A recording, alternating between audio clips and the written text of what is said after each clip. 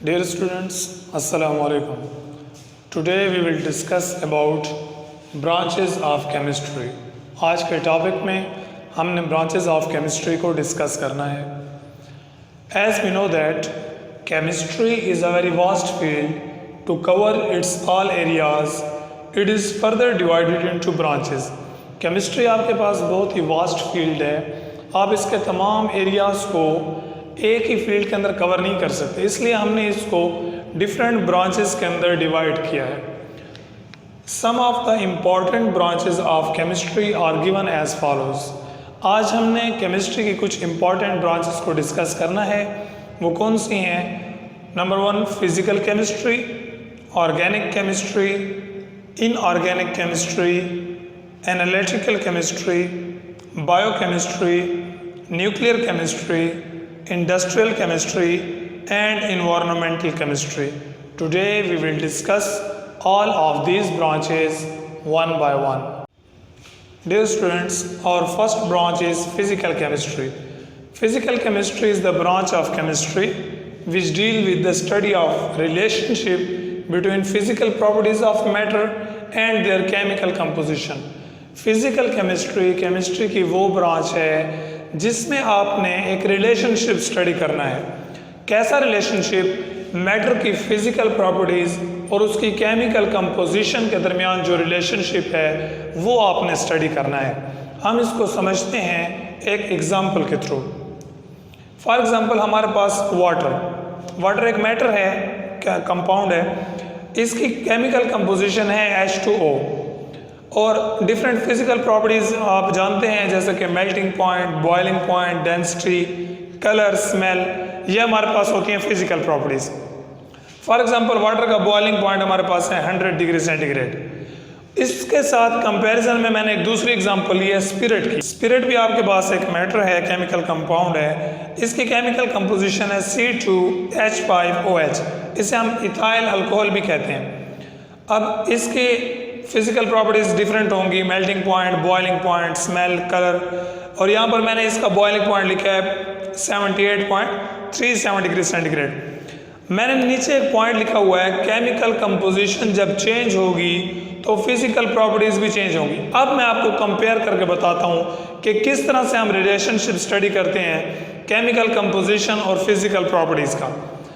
यहाँ पर वाटर की केमिकल कंपोजिशन है H2O, स्पिरिट की केमिकल कंपोजिशन है C2H5OH. मींस इन दोनों की केमिकल कंपोजिशंस डिफरेंट हैं. तो इसका मतलब जब केमिकल कंपोजिशन डिफरेंट हैं तो इनकी फिजिकल प्रॉपर्टीज़ भी डिफरेंट होनी चाहिए.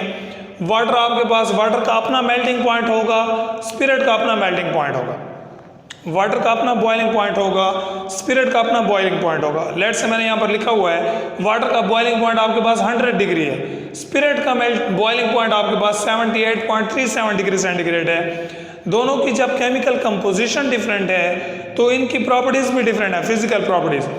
वाटर कलरलेस है, spirit pale yellow colour show करता है. वाटर आपके पास ऑलमोस्ट ऑर्डरलेस है, उसकी कोई ख़ास स्मेल नहीं होती. स्पिरिट की अपनी एक स्मेल है. तो इट मीन्स कि जैसे जैसे आपके पास केमिकल कंपोजिशन चेंज होगी मैटर की, उसकी फ़िज़िकल प्रॉपर्टीज़ भी चेंज होंगी.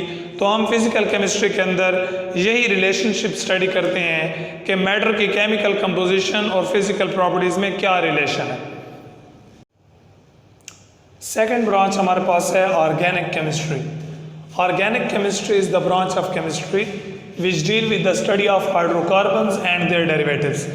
ये केमिस्ट्री की वो ब्रांच है जिसके अंदर आप हाइड्रोकार्बन्स और उसके डेरिवेटिव्स को स्टडी करते हैं. Now the question arises that what is hydrocarbons and what are their derivatives? Hydrocarbons की मैंने आपके पास एक शॉर्ट फॉर्म में डेफिनेशन लिखी है. The compounds which contain carbon and hydrogen. वो तमाम कंपाउंड्स जो कि कार्बन और हाइड्रोजन से मिलकर बने हों उनको आप कहते हैं हाइड्रोकार्बन्स. फॉर एग्जांपल मैंने एक एग्जांपल आपके लिए ली है CH4. इसको हम कहते हैं मीथेन. ये आपके पास एक हाइड्रोकार्बन है और इसकी कंपोजिशन कार्बन और हाइड्रोजन से मिलकर बनी है. अब आते हैं डेरिवेटिव्स की तरफ. What are derivatives? Those compounds which are derived from hydrocarbons are called their derivatives. वो तमाम कंपाउंड्स जो कि हाइड्रोकार्बन से डिराइव किए गए हों, लिए गए हों, उनको आप कहते हैं derivatives of hydrocarbon. For example, ये आपके पास CH4 मीथेन, ये आपके पास एक हाइड्रोकार्बन है क्योंकि ये कार्बन और हाइड्रोजन से मिलकर बना है। जब हम इसका रिएक्शन करवाते हैं क्लोरीन के साथ, क्लोरीन, तो इसके रिजल्ट में हमारे पास एक और कंपाउंड बनता है CH3Cl, जिसे हम कहते हैं methyl chloride plus HCl, hydrochloric acid आपके पास बनेगा, या हाइड्रोजन क्लोराइड भी हम इसे कहते हैं। अब मीथेन आपके पास हाइड्रोकार्बन था, टोटली कार्बन और हाइड्रोजन से मिलकर बना था। जब हमने इसका रिएक्शन करवाया क्लोरीन के साथ, तो इसका एक हाइड्रोजन रिप्लेस हो गया, उसकी जगह हमने क्लोरीन लगा दिया, क्लोरीन लग गया हाइड्रोजन की जगह, तो नया कंपाउंड जो बना है वो है CH3Cl। मीन इसमें कार्बन भी है, हाइड्रोजन भी है और क्लोरीन भी है।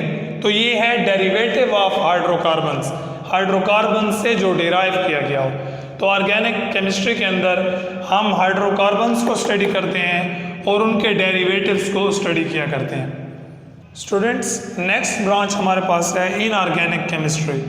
Inorganic chemistry is the branch of chemistry which deals with the study of all elements and their compounds except hydrocarbons and their derivatives.